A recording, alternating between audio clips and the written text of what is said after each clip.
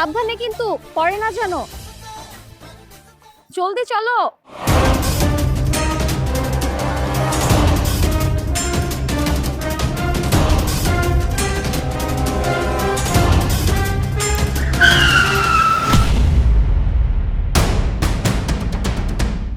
এই মিয়া, ওই নামেন, নামেন। গাড়ি কেমনে চালান আপনি? হ্যাঁ, গাড়ি কেমনে চালান? চোখ কি কপালে নাই নাকি? আরেকটু হলেই তো আমার গাড়ির উপর দিয়ে উঠাই দিতেছিলেন। গরিব বলে কি আমরা মানুষ না? সরি ভাইজান, আমার বাবা অফিসে হঠাৎ করে অসুস্থ হয়ে গেছে। আমি কি করবো বুঝতেছি না। আমি নিজে গাড়িটাও ঠিক মতো চালাতে পারি না। অ্যাম্বুলেন্স কল করবো, আমার ফোনটাও বন্ধ হয়ে গেছে। এই জন্য বাধ্য হয়ে বাবাকে নিয়ে হসপিটালে যাচ্ছি। কি কইতাছেন? আপনার বাবা অসুস্থ আর আপনি গাড়িও ঠিকঠাক চালাইতে পারেন না। আপনার বাবার নিয়ে আপনি হসপিটালে যাইতেছেন? আরে ভাই কি করবো বলেন, আমাকে সাহায্য করার মতো কেউ নাই। আমি নিজে গাড়িটাও চালাতে পারি না, কিন্তু বাবাকে তো হসপিটালে নেওয়া দরকার। এই জন্য বাধ্য হয়ে বাবাকে নিয়ে বের হয়েছি। ভাইজান, যেহেতু আপনার আব্বা খুব অসুস্থ, আমার মনে হয় না আপনি গাড়ি চালায় ঠিকঠাক হসপিটাল পর্যন্ত পৌঁছাইতে পারবেন। আপনি একটা কাম করেন, আপনি আব্বার পাশে যেয়ে বসেন, আমি গাড়ি চালাই নিয়ে যাইতেছি। আমি গাড়ি চালাইতে পারি। এই যে আপা, আপনার একটা কাম করেন, অন্য কুলিতে এইখানে আমি অসুস্থ মানুষের সাথে যাইতেছি। চলেন। চলেন।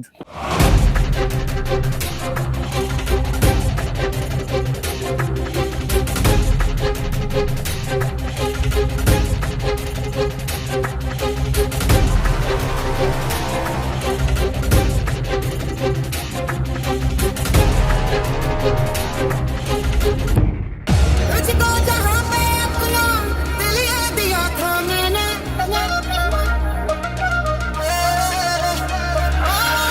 तुझको जहाँ पे अपना दिल ये दिया था मैंने तुझको जहाँ पे अपना दिल ये दिया था मैंने दिल तोड़ने उस जगह अब ही बुलाया मुझको तरस नहीं आया तुझको तरस नहीं आया तुझको खुद तरस इश्क ये तेरा समझ नहीं आया मुझको तरस नहीं आया तुझको तरस नहीं आया तुझको खुद तरस इश्क ये तेरा समझ नहीं आया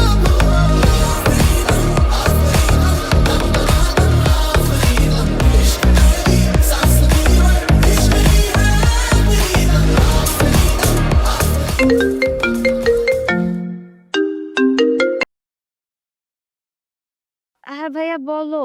অথই, বাবাকে হসপিটাল থেকে বাসায় আনছি। তুই কখন আসবি? ভাইয়া তুমি যেহেতু আব্বুকে বাসায় নিয়েই এসেছো, তাহলে সব প্রবলেম সলভ হয়ে গেছে। আমি তাহলে পার্টি শেষ করে দেন বাসায় ঢুকবো। তুই এসব কি বলতেছস? বাবা অসুস্থ, হাসপাতাল থেকে মাত্র বাসায় আসলো, আর তুই এই সময় পার্টি করবি? আচ্ছা, তোর কি উচিত না এই সময় বাবার পাশে থাকা?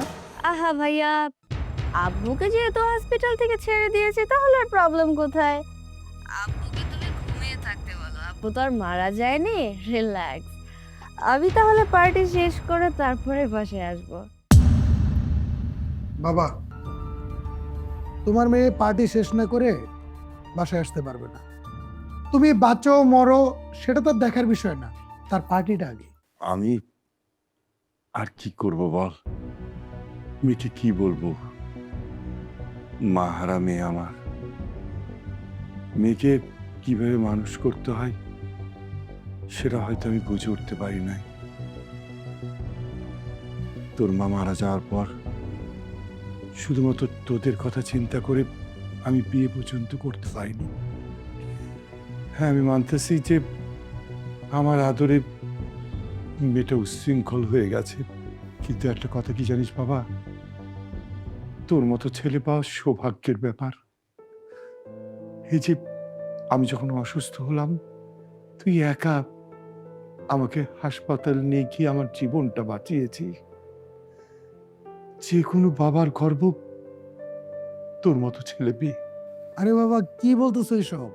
আমি তো তোমার ছেলে, আর তোমার ছেলে হিসেবে এটা তো আমার দায়িত্ব। তাছাড়া আমি তো একা ছিলাম না, আমার গাড়ির সামনে কোথা থেকে একটা ফেরেস্তার মতো কুলিয়ে এসে পড়ছে। তারপর ওই ছেলেটা আমাদেরকে সাহায্য করছে, আমাদের সাথে গাড়ি চালায় ওই কুলিটা হাসপাতাল পর্যন্ত গেছে। তারপর ডাক্তার, ওষুধ থেকে শুরু করে যত জায়গায় দৌড়াদৌড়ি করা দরকার সব এই ছেলেটা করছে। অনেক ভালো একটা ছেলে। কি বলছিস শিবু? কে এই কুলি? কোথায় থাকে? তুই এক কাজ কর, ওর ডিটেলসটা একটু জোগাড় করে দিত আমাকে। আচ্ছা বাবা, আমি কালকের মধ্যে দেখি ওর সাথে দেখা করার চেষ্টা করব।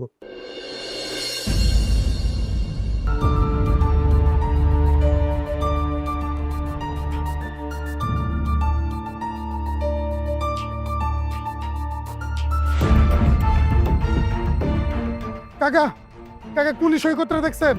কতক্ষণ আগে দেখছিলাম, মনে হয় এদিকে ঘোরাঘুরি করতে। আচ্ছা আচ্ছা।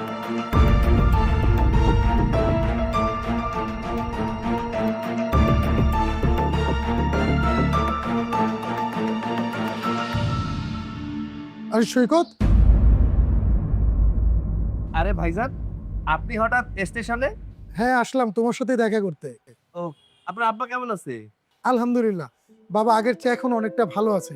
কিন্তু ভাই, তুমি সেদিন যে উপকারটা করছো, তুমি যদি আমাকে সময় মতো সাহায্যটা না করতে, আমি আমার বাবাকে মনে হয় আর বাঁচাতেই পারতাম না। আরে সিসি, আপনি এসব কি কইতাছেন? আমি বাঁচানোর কেডা? বাঁচানোর মালিক তো আল্লাহ। আরে ভাই, সবকিছু আল্লাহর ইচ্ছাতেই হয়, কিন্তু উসিলাটা তুমি ছিলে। আচ্ছা শোনো, যাই হোক, বাবা তোমাকে দেখা করতে বলছে। কেন ভাইজান, আমি কোনো ভুল করে ফেলাইছি? বেয়াদবি করে ফেলাইছি? না না, বেয়াদবি করবে কেন? যে মানুষটার তুমি এত বড় উপকার করলে, যার জীবন বাঁচালে, তার কি ইচ্ছা হয় না কোন মানুষটা তার জীবন বাঁচালো? তোমাকে বাবা দেখতে চাইছে।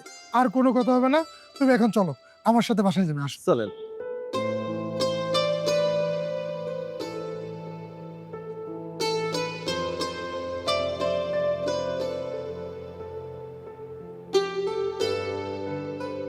আসসালামু আলাইকুম। ওয়ালাইকুম আসসালাম। বাবা, ও হচ্ছে সৈকত। তোমাকে একটা ছেলের কথা বলছিলাম না, যে তুমি যখন অসুস্থ ছিলা হাসপাতালে সব রকম সাহায্য আমাকে করেছে, সেই ছেলেই সৈকত। তুমি সেই ছেলে, দাঁড়িয়ে আছো কেন? বসো। জি, আমি তো সামান্য কুলি, এই সোপায়। আরে বসো তো, বসো।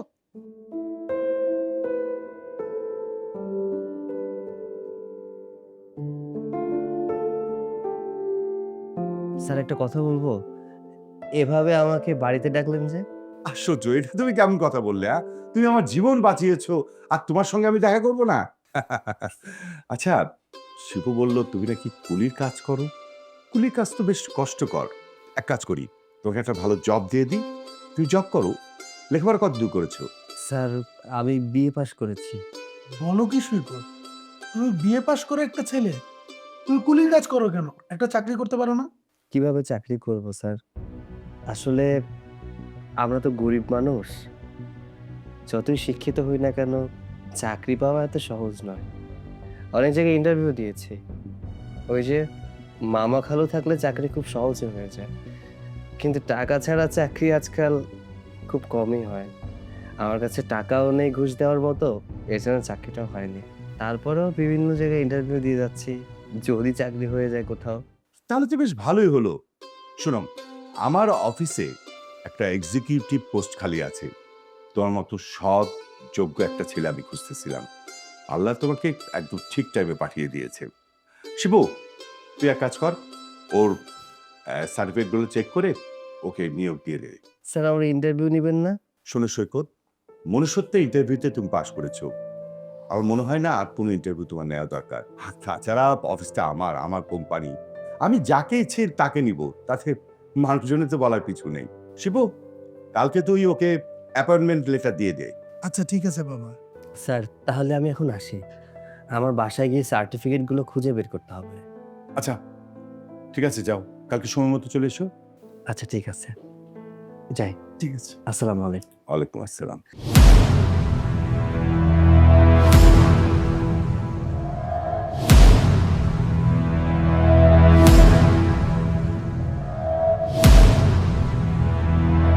সিগারেট খাবো। সিগারেটটা কোথায়?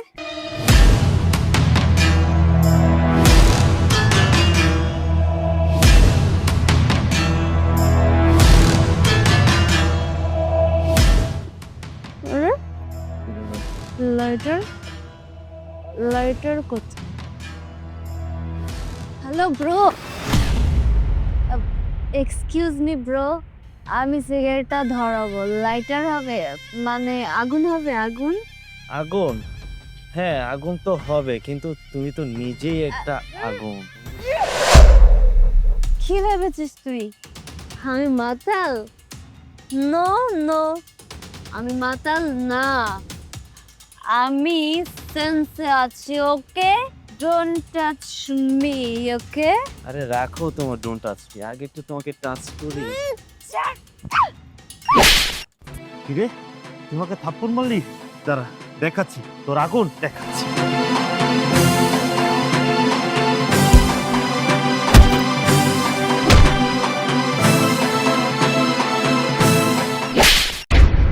কোথায় গেছিলি? ভাইয়া আমি তো মার্গারিটা লাউঞ্জে গিয়েছিলাম। কি তুই বারে গেছিলি মদ খেতে? আর এই মদ খেয়ে রাস্তার মধ্যে মাতলামি করতেছস? আজকে যদি এই সময় আমি না আসতাম তোর কি হতো?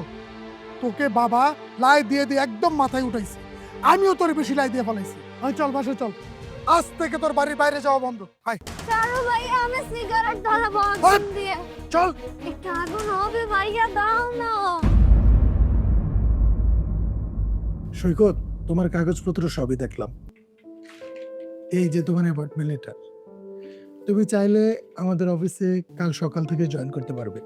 ভাই আপনার কাছে কি বলে ধন্যবাদ দিব আমি বুঝতে পারছি না। ধন্যবাদ আমাকে তোমার কাজ আর সততা দিয়ে দিবা, এর বেশি আমি তোমার কাছ থেকে কিছুই চাই না। ঠিক আছে, আজকে তাহলে যাও, কাল সকাল সকাল চলে এসো। আচ্ছা ঠিক আছে, আসসালামু আলাইকুম। ওয়ালাইকুম আসসালাম।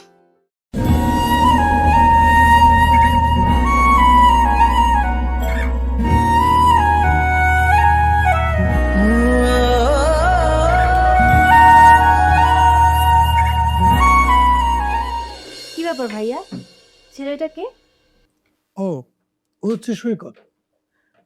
আজকে ওর চাকরিটা হয়ে গেল আমাদের অফিসে, কাল থেকে জয়েন করবে। ও আচ্ছা।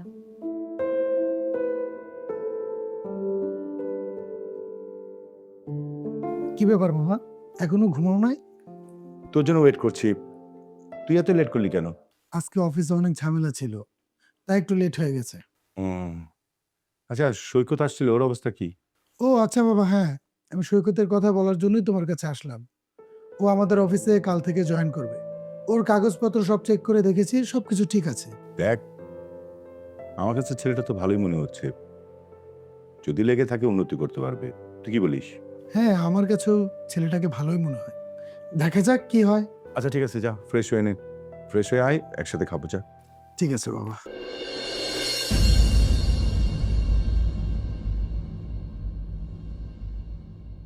আসসালামু আলাইকুম স্যার। স্যার আমাকে ডেকেছেন? ওয়ালাইকুম আসসালাম। সাইদ সাহেব, আমি আপনাকে ডেকেছি।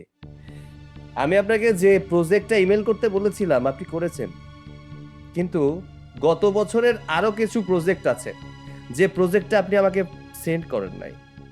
তবে আমি আপনাকে বলবো আগামী 2 দিনের মধ্যে সমস্ত প্রজেক্ট আমাকে সেন্ড করবেন, আর তা না হলে আপনার উপর কিন্তু আমি অ্যাকশন নিতে বাধ্য হব। আচ্ছা স্যার, ঠিক আছে। স্যার, যে কেন এদেরকে অফিসে রাখে আমি বুঝি না। এরা তো এখানে কাজ করতে আসে না, টাকা মারার জন্য আসে। স্যার, আমি কোনো অন্যায় করেছি যে আমাকে এত দ্রুত বাসায় আসতে বলা হলো? অবশ্যই তুমি অন্যায় করেছো। আমার কোম্পানি কিছু অসাধু কর্মচারী দিনের পর দিন প্রতি বছর লক্ষ লক্ষ টাকা হাতিয়ে নিচ্ছে, তুমি তাদের সেই অনৈতিক কাজ বন্ধ করতে সক্ষম হয়েছো। এটা তুমি অন্যায় করেছো না? আরে সৈকত, ভয় পেয়েছো? বাবা তোমার সাথে একটু দুষ্টামি করলো। তুমি ওই যে করিম ট্রেডার্সের ফাইলটা নিয়ে একটু নাড়াচাড়া করছিল না, তোমার জন্যই আমরা ধরতে পেরেছি আমাদের কোম্পানির কিছু অসাধু কর্মচারী ওই করিম ট্রেডার্সের সাথে হাত মিলিয়ে আমাদের কোম্পানির মাল স্টক করেছিল। এতে আমাদের কোম্পানিটা অনেক লসে পড়ে যেত। তোমার জন্য এই জিনিসটা আমরা ধরতে পেরেছি। এখন বাবা ভেবেছে তোমাকে প্রমোশন দেবে, তাই সুখবরটা দেওয়ার আগে বাবা তোমাকে একটু ভয় দেখালো। শিব, দিলি তো সারফেসটা নষ্ট করি। শোনো সৈকত, আজ থেকে তুমি আমার কোম্পানির ম্যানেজিং ডিরেক্টর। তোর মতো এরকম সৎ যোগ্য ছেলে হাতে আমার কোম্পানির দায়িত্ব তুলে দিতে পেরে আমার খুব শান্তি লাগছে। আজকে তোমার ছুটি, যাও তুমি গিয়ে পার্টি করো, এনজয় করো, কিন্তু কালকে থেকে তুমি তোমার অফিসে, মানে নতুন অফিসে বসে কাজ করবে। স্যার, আমি পার্টি আর এনজয় করতে পারি না। যবে থেকে আপনার এখানে চাকরি নিয়েছি তবে থেকে আপনারা আমার আপন হয়ে গেছেন। আমি যতই কাজ করি না কেন মনে হয় কি আমার আপন মানুষদের জন্য কাজ করছি। তাই স্যার বলি কি, আমাকে যদি এনজয় করতে বলেন তাহলে আজকে আমাকে ছুটি দিয়েন না। এত বড় একটা পোস্ট, ম্যানেজিং ডিরেক্টর, এটার জন্য নিজেকে প্রস্তুত করতে হবে, গুছিয়ে নিতে হবে। তার চেয়ে বরং আমি অফিসে যাই, অফিসে গিয়ে ফাইল চেক করতে হবে। সৈকত, তুমি আসলে একটা আজব মানুষ। আমি জানি তোমার সাথে তর্ক করে কোনো লাভ নেই। আচ্ছা, তুমি যখন অফিস যেতে চাচ্ছ যাও, আমার কোনো আপত্তি নেই। ঠিক আছে স্যার, আসসালামু আলাইকুম। ওয়ালাইকুম আসসালাম।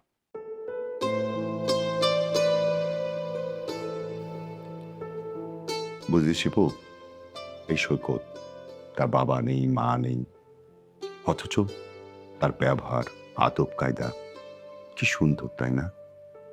কথার মধ্যে কি মায়া, অথচ আমাদের অথই শুধুমাত্র একটা মায়ের অভাবে ওকে ঠিকমতো আমি আদব কায়দা শেখাতে পারলাম না। বাবা, আমি অনেক দিন থেকেই একটা কথা তোমাকে বলতে চাচ্ছি, কিন্তু কথাটা তুমি কিভাবে নিবে সেটা ভেবে আর বলিনি। থামতামতে কেন করছিস বল। বাবা, আমি বলতে চাচ্ছি সৈকত ছেলেটা কিন্তু খারাপ না। ওর সাথে যদি আমরা আমাদের অথয়ের বিয়ে দেই, ব্যাপারটা কেমন হয় বলো তো? তুই তো একদম ঠিক কথা বলেছিস, আমার মনের কথা বলছিস। আমিও মনে মনে এই কথাটাই ভাবছিলাম। সৈকত কত একটা ভালো ছেলে, হতের জন্য তো এরকম একটা পাত্রই দরকার। সৈকত যেমন ভদ্র, নম্র, স্বীকৃত, দেখতেও মাশাআল্লাহ ভালো। অথয়ের সঙ্গে খুব ভালো মানাবে, তাই না? হ্যাঁ বাবা। অথয়, এদিকে আয় তো মা। আব্বু আমি এখন অনেক টায়ার্ড, আমি কোনো কথা বলতে পারবো না। এই তোকে বাবা আসতে বলছো না? এদিকে আয়, বসো।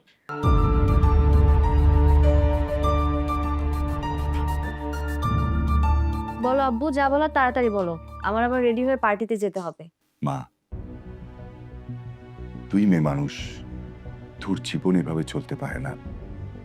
তোর মা মারা যাওয়ার পর মায়ের অভাব আমি কিন্তু তোকে কোনোদিন বুঝতে দেইনি।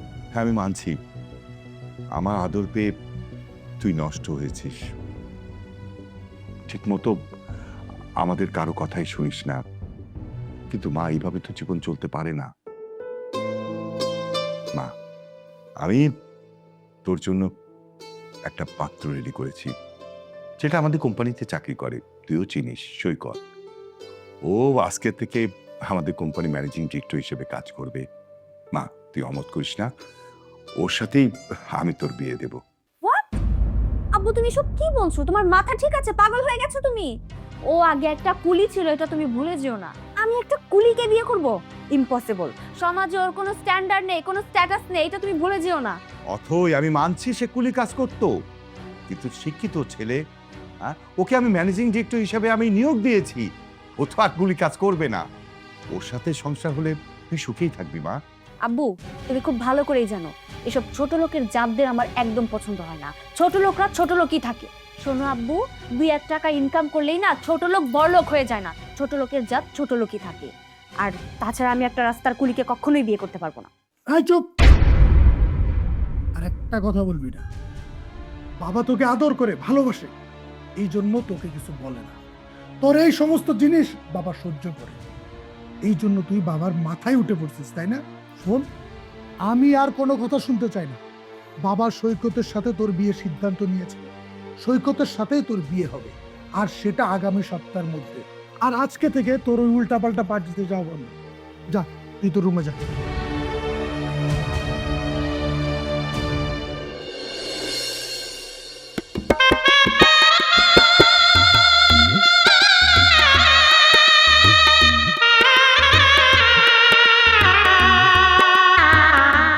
খবরদার! এই কুলির বাচ্চা কুলি, তো এত বড় সাহস, তুই আমার গায়ে টাচ করার চেষ্টা করছিস? একদম আমার গায়ে টাচ করার চেষ্টা করবি না, তাহলে এই ছুরি একদম তোর পেটের ভিতরে ভরে দেব। আপনি সব কি করছেন? আমি তো আপনার স্বামী, আমার সাথে এমন করছেন কেন? শোন, আমি শুধুমাত্র আমার আব্বু এবং ভাইয়ার চাপে পড়ে তোকে বিয়ে করতে রাজি হয়েছি। না হলে আমার মতো মেয়ে তোর মতো একটা কুলির বাচ্চা কুলিকে কখনো বিয়ে করে? এটা তুই ভাবলি কি করে? আর আমি তোর সাথে সংসার করব এটা তুই ভাবলি কি করে? এক বিছানায় তোর সাথে আমি থাকবো এটা তুই ভাবলি কি করে? কুলির বাচ্চা কুলি, যা এক্ষুনি এই বিছানা থেকে উঠে যা, গিয়ে বাইরের সোফার রুমে গিয়ে ঘুমাবি। যা যা বলছি।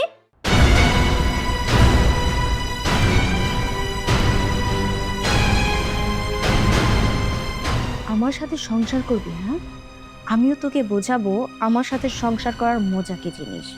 তুই আমাকে কতক্ষণ সহ্য করতে পারবি সেটাও তো আমার দেখার পালা।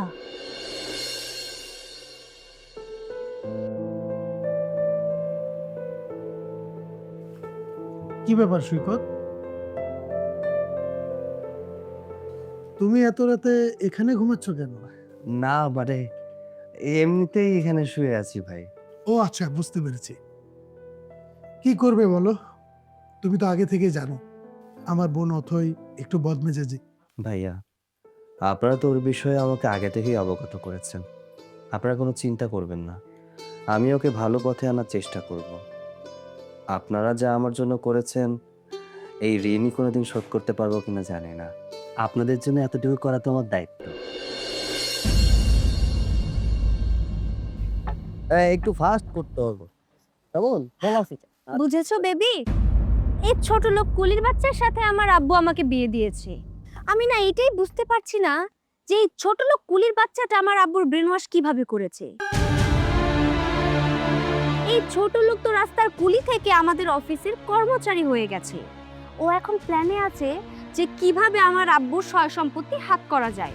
তুমি জানো, এই জন্য না এসব ছোট লোক কুলি গরিবের বাচ্চাদের আমি একদম সহ্য করতে পারি না। তাদের টাকা পয়সা দেখলে লোভ সামলাতে না অনেক কষ্ট হয়ে যায়।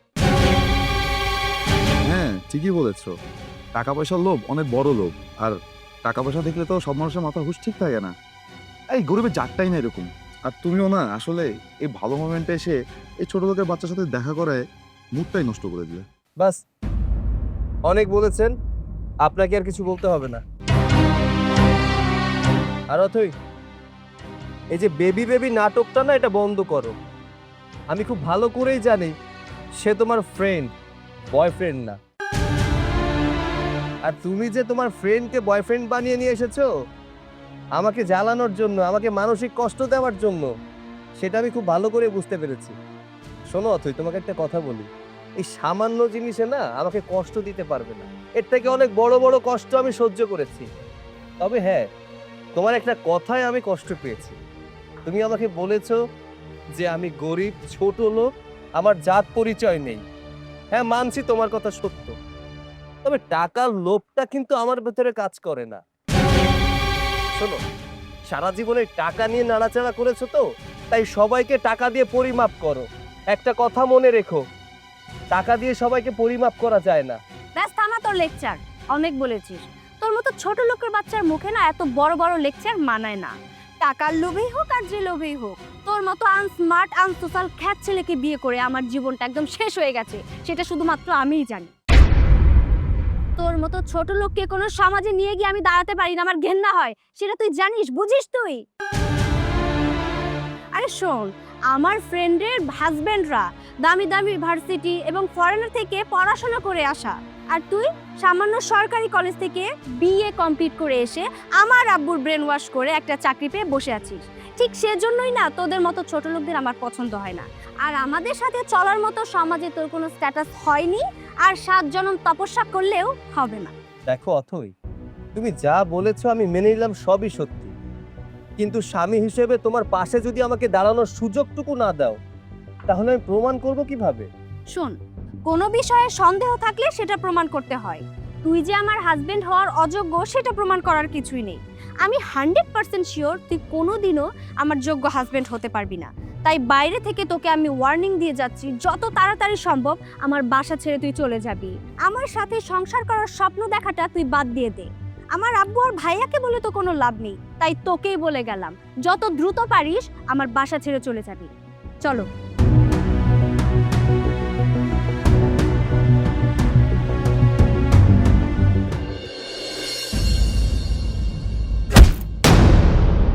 কি ব্যাপার, তুমি কি পাগল হয়ে গেছো নাকি? তুমি আমাকে লাথি মারলে কেন? তোকে লাথি মেরেছি, বেশ করেছি। লাথি মারবো না তো কি করব? তোকে এত বড় সাহস কে দিয়েছে? তোকে অনুমতি কে দিয়েছে আমার সোফায় বসার? ছোট লোক কুলির বাচ্চা। আজব ব্যাপার তো, তুমি আমার সাথে এমন ব্যবহার কেন করছো? আমি তো এই বাড়ির জামাই, তাই না? তাহলে আমি সোফায় বসলে সমস্যা কোথায়? কি বললি তুই? জামাই? তুই আমার হাজবেন্ড, এটা তুই মানলেও আমি কখনোই মানবো না। তুই কি করে ভাবলি বলতো যে তোর মতো একটা ছোট লোক কুলির বাচ্চাকে আমি আমার হাজবেন্ড বলে মানবো? আসরাতে কি বলেছিলাম তুই ভুলে গেছিস? এত সহজে তো ভোলার কথা না। আমি তোকে স্পষ্ট বলে দিয়েছিলাম যে আমি তোকে কোনোদিনও আমার হাজবেন্ড বলে মানবো না, আর হাজবেন্ডের কোনো অধিকার পর্যন্ত দিব না। তাহলে তুই কোন সেন্সে বললি যে তুই আমার হাজবেন্ড? বাই দ্য ওয়ে, তাছাড়া আমার বয়ফ্রেন্ড আছে, আমি আমার বয়ফ্রেন্ডকে ভালোবাসি। ওকে? দেখো, বিয়ের পরে এসব বয়ফ্রেন্ডের কোনো দরকার নেই। আর তাছাড়া এগুলো রাখাও পাপ। আমি তো তোমার হাজবেন্ড আছি, তাই না? তাহলে কেন বয়ফ্রেন্ডের দরকার আছে? আর শোন কুলির বাচ্চা কুলি, তোর কাছ থেকে না আমি কোনো প্রকার জ্ঞান নিতে যাব না। আমার বয়ফ্রেন্ড আছে, আমার বয়ফ্রেন্ড থাকবে, আর এটাই হচ্ছে আমার শেষ কথা। তোকে কে বলেছে আমার বিষয়ে নাক গলাতে? তুই একটা কুলির বাচ্চা কুলি, তোর কোনো স্ট্যাটাস আছে আমাদের সাথে চলার? কোনো স্ট্যাটাস নেই, কোনো যোগ্যতা নেই। তাই আমি তোকে এক্ষুনি বলছি আমার চোখের সামনে থেকে চলে যা, চলে যা বলছি।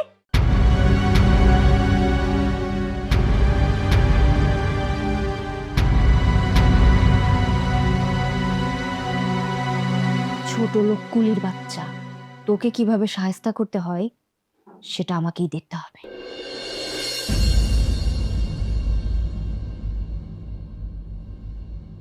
কি ব্যাপার? তুমি উঠে যাচ্ছ কেন? আমি কেন উঠে যাচ্ছি তুই বুঝতে পারছিস না? তোর মতো কুলির বাচ্চার সাথে এক টেবিলে বসে খাওয়ার কোনো ইচ্ছাই আমার নেই। আচ্ছা, আমি তোকে এত অপমান করি, তারপরেও তুই বুঝতে পারিস না যে তোর মতো কুলির সাথে সংসার করার কোনো বিন্দু মাত্র ইচ্ছা আমার নেই? আমি জানি তুমি আমার সাথে সংসার করতে চাও না। আমি এটাও জানি যে তুমি আমাকে কখনো স্বামী হিসেবে মেনেও নেবে না। আর আমি তোমার সাথে কখনো স্বামীর অধিকার দেখাতে যাইনি। কিন্তু তাই বলে কি একসাথে খাওয়াটাও যাবে না? এটা একটু বেশি বাড়াবাড়ি হয়ে যাচ্ছে না? তোর মতো ছোট লোক ফকিনীর বাচ্চার সাথে আমি এক টেবিলে বসে খাবো না, এতে বাড়াবাড়ি করার কি আছে? আর তোর মতো ছোট লোকের বাচ্চার স্থান না ওই ফুটপাতেই। আমার সাথে এক টেবিলে বসে খাওয়ার মতো তোর কোনো যোগ্যতাই নেই। বাস তুই অনেক হয়েছে, এবার চুপ কর। সৈকত ভালো ছেলে বলে ওকে তুই দিনের পর দিন এভাবে কথা শুনে যাচ্ছিস। আর তুই কি ভাবিস? হ্যাঁ, আমরা সবাই তোকে আদর করি বলে তুই আমাদের সবার মাথার উপর উঠে থাকবি? এটা কখনো ভাবিস না। আর সৈকতের মতো ছেলে আছে বলে আজকে তোকে আমরা বিয়ে দিতে পারছি, না হলে তোর মতো মেয়েকে এই দুনিয়ার কোনো ছেলেই বিয়ে করতো না। নিজেকে নিয়ে এতটা অহংকার করিস না। তুই আমার ছোট বোন বলে তোর মুখের উপরে আমি কোনো কথা বলতে পারি না, কিন্তু আজকে আর চুপ থাকবো না। আজকে আমি বলবো, আজকে আমি সব বলবো। এই তুই যে সারা রাত পার্টি করিস, নেশা করিস, পাগলামি করিস, এই সব পাগলামি পৃথিবীর কোন ছেলে আছে এসব মেনে নিত? কেউ মেনে নিত না। সৈকত তোর এইসব পাগলামি মেনে নিছে, সহ্য করতেছে, তার উপরে তুই সৈকতের উপরে অহংকার দেখাস? হ্যাঁ দেখাচ্ছি, তার কারণ অহংকার দেখানো সেই যোগ্যতাটা আমার আছে। তার কারণ আমি শিল্পপতি রকি খানের একমাত্র মেয়ে। আমার বিয়ে হওয়ার কথা ছিল কোনো এক রাজপুত্রর সাথে, সেখানে আমার বিয়ে হয়েছে এরকম একটা কুলির বাচ্চার সাথে। আর এই কুলির বাচ্চার সাথে বিয়ে তোমরা মিলে আমাকে দিয়েছো। ওর কোনো যোগ্যতাই নেই আমার হাজবেন্ড হওয়ার। এরকম একটা থার্ড ক্লাস খ্যাত ছেলের সাথে আমাকে বিয়ে দিয়েছো তোমরা জোর করে। আমি ওকে অন্তত আমার হাজবেন্ড বলে মানি না। তাই তোমরা যদি আমার সাথে জোরাজোরি করো না, আমি এমন কিছু করতে বাধ্য হব যেটা তোমরা কল্পনাও করতে পারো না। তাই তোমাকে আমি ভালোই ভালোই বলছি, তোমরা আমাকে জোর করার চেষ্টা করবে না। আমার জীবন আমি আমার মতো করে লিড করব, সেখানে আমি আর কারো কোনো কথা শুনতে রাজি।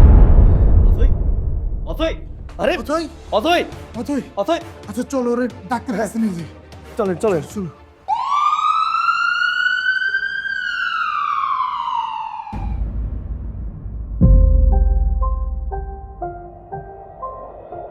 রকি সাহেব, অতিরিক্ত মদ্যপানের কারণে আপনার মেয়ের 2টি কিডনি ফেলিয়ার হয়ে গেছে।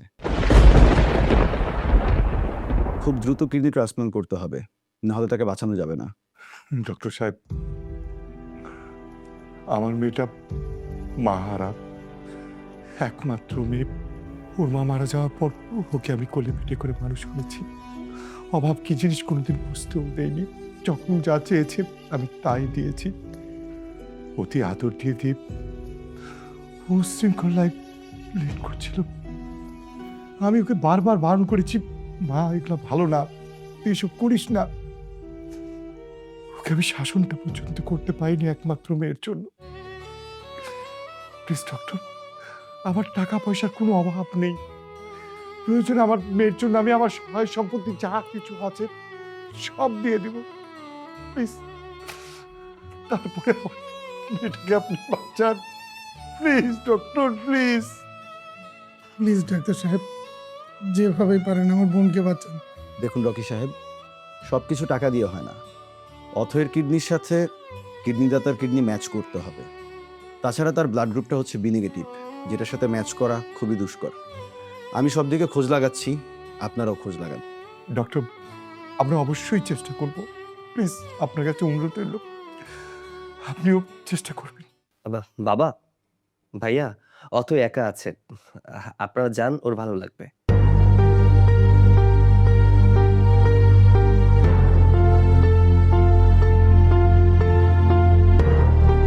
ডক্টর সাহেব, আপনার সাথে আমার কিছু কথা আছে। ঠিক আছে বোন, তুই থাক। 4-5 দিন যাবৎ সৈকতকে খুঁজে পাওয়া যাচ্ছে না। আমি যাই, ওকে খুঁজে বের করি। দাঁড়াও ভাইয়া, কোথায় যাচ্ছ? ওই ছোট লোকের বাচ্চাকে খুঁজতে কোনো লাভ নেই। ওই ছোট লোকের বাচ্চাকে খুঁজে তুমি কি করবে বলো তো? ওই ছোট লোকের বাচ্চা তো আমাদের বাড়িতে ঢুকেছিল একটা প্ল্যানিং করে, কারণ ও জানতো যে আমি কোটিপতির মেয়ে। আমাকে বিয়ে করলে ও অনেক কিছু হাতিয়ে নিতে পারবে। আমার কি মনে হয় জানো, আমার এখন মনে হচ্ছে আমাদের বাড়ি থেকে টাকা পয়সা গয়নাগাটি যা আছে চুরি করে নিয়ে ভেগে গেছে। না হলে আমি ওকে এত অপমান করলাম, তখন কিন্তু গেল না। যেই মাত্র আমি অসুস্থ হয়েছি ঠিক অমনি এই বাড়ি থেকে চলে গেল। তাহলে তুমিই বোঝো ওই ছোট লোক কুলির বাচ্চা কি প্ল্যান করে আমাদের বাড়িতে ঢুকেছিল। চুপ কর অথই, আর একটাও ফালতু কথা বলবি না। তুই তাকে কি বলতেছিস তুই জানোস? এই ছেলেটা তোর জন্য কি করছে? আজকে এই ছেলেটার জন্যই তুই দুনিয়াতে বেঁচে আছিস। কি সব ফালতু কথা তুমি বলছো ভাইয়া? আমি কোনো ফালতু কথা বলতেছি না। তোর 2টা কিডনি নষ্ট হয়ে যাওয়ার পরে তোর কিডনি খুঁজে পাওয়া যাচ্ছিল না। তারপরে এই ছেলেটা, যে ছেলেটা তোকে কিডনি দিয়ে তোর জীবন বাঁচাইছে, ওই ছেলেটার নাম কি জানো? ওই ছেলেটা আর কেউ না, ওই ছেলেটা সৈকত।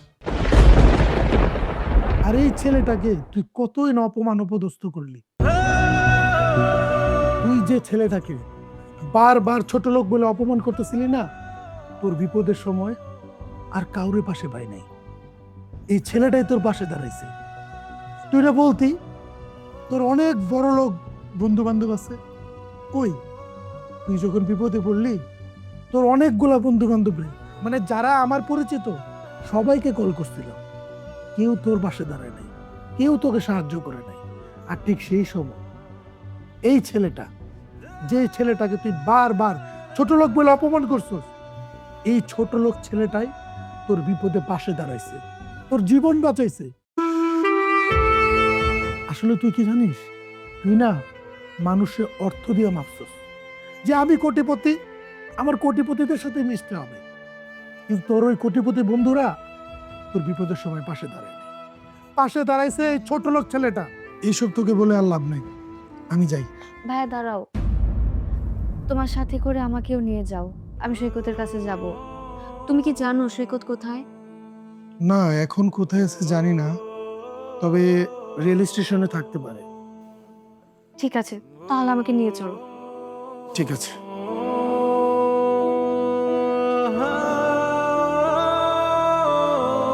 সৈকত, সৈকত দাঁড়াও।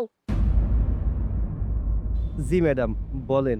কি ব্যাপার সৈকত, তুমি আমাকে ম্যাডাম বলে কেন ডাকছো? আমি তোমার ম্যাডাম না।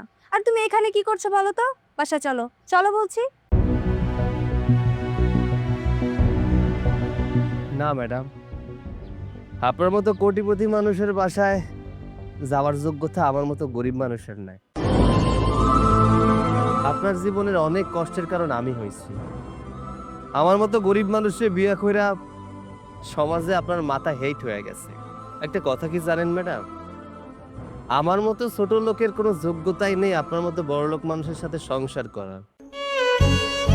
আসলে প্রথম যখন আপনার দেখছিলাম অফিসের মধ্যে, আপনার অনেক ভালো লেগে গেছিল। কখন যে ভালোবাসা ফলাইছি এটা বুঝতে পারি নাই। আমি কোনোদিন ভাবতেও পারি নাই যে আপনার লগে আমার বিয়া হইব। কিন্তু আপনার আব্বা, আপনার ভাই যখন আমারে আপনার বিয়ার জন্য প্রস্তাব দিল, আমি খুশিতে আটখান হয়ে গেছিলাম। বিশ্বাস করেন ম্যাডাম, আপনার সম্পত্তির উপরে বিন্দুমাত্র আমার কোনো লোভ আসছিল না। লোভটা ছিল আপনার ভালোবাসার উপরে। কথায় আছে না, আসলে গরিব মানুষের কপালে ভালোবাসা জোটে না। টাকার কাছে ভালোবাসা অনেক সময় হাইর মাইনা যায়। ঠিক তেমনই হয়েছে আপনার লাগে। ওই যে আমি যে গরিব মানুষ, তাই ভালোবাসা পাওয়ার যোগ্যতা আমার মধ্যে নাই। তবে একটা কথা কি জানেন, গরিব মানুষরা না ভালোবাসাটারে আটকায় রাখতে পারে, কখনো চায় না যে তার ভালোবাসার মানুষের কোনো ক্ষতি হোক। আমি জীবনে যত বড় চাকরি করি না কেন, আপনার চোখে আমি সারা জীবন কুলিই থাকবো। তাই এটা কুলির লগে আপনি কোনোদিন সংসার করতে পারবেন না। এই জন্য ভাবলাম আপনাকেও বাড়িতে থাইকে আমি কি করব, তাই চইলা আইলাম। কারণ আমার মতো ছোট লোক কুলির স্থান আপনাকে মতো বড়লোক বাসায় হইতে পারে না। কে বলেছে তুমি কোটিপতি না? কে বলেছে তুমি ছোট লোক? এতদিন আমি অন্ধ ছিলাম, তাই মানুষের মূল্যটা শুধুমাত্র আমি টাকা দিয়ে মেপেছি, মানুষের মন দিয়ে মাপিনি। তুমি আর্থিকভাবে যেমনই হও না কেন, মনের দিক থেকে তুমি অনেক বড় একজন মানুষ। তোমার মতো মানুষ হয় না। যে আমিটা তোমাকে এত অপমান, এত অপদস্থ করেছি, সেই আমাকে তুমি তোমার নিজের কিডনি দান করে আমাকে মৃত্যুর হাত থেকে ফিরিয়ে আনলে। আচ্ছা, একটা মানুষ এত ভালো কিভাবে হতে পারে সেটা আমি তোমাকে না দেখলে বুঝতে পারতাম না। তুমি যে মহানুভবতার দৃষ্টি স্থাপন করেছো, সেটা দেখে আমি তোমার প্রেমে পড়ে গেছি। প্লিজ সৈকত, তুমি আর আমার উপরে রাগ করে থেকো না। তুমি প্লিজ আমাকে ক্ষমা করে দাও। হয়েছে সৈকত, আমার এই বোনটা ছোটবেলা থেকে অনেক ভুল করছে, কিন্তু কখনো তার নিজের ভুল স্বীকার করেনি আর বুঝতেও পারেনি। যেহেতু ও ভুলটা বুঝতে পারছে, তুমি ওকে ক্ষমা করে দাও। আচ্ছা শোনো, চলো আমাদের সাথে বাসায় চলো, বাবা তোমার জন্য অপেক্ষা করছে। আচ্ছা ঠিক আছে, চলেন এই মালটা সামনে নামাই দিয়া চলে যাবো। ঠিক আছে, চল। চল।